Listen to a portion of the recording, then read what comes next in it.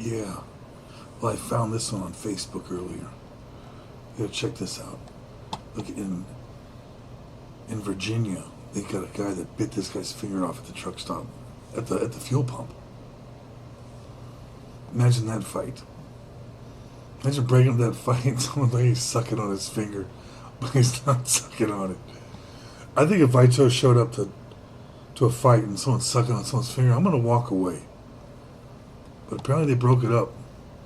Look, it says it started as a fight and ended up with two guys on the ground, and his finger was bitten. Look at this guy. Didn't say why though. Man, I thought you'd like to see that one too. This is the guy that bit his finger off.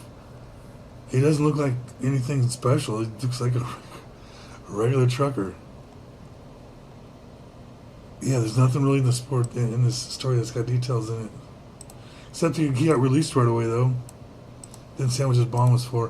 What would bond be for biting someone's finger off? But yeah, keep your cool at the truck stop, guys. Just keep your cool. It's that simple.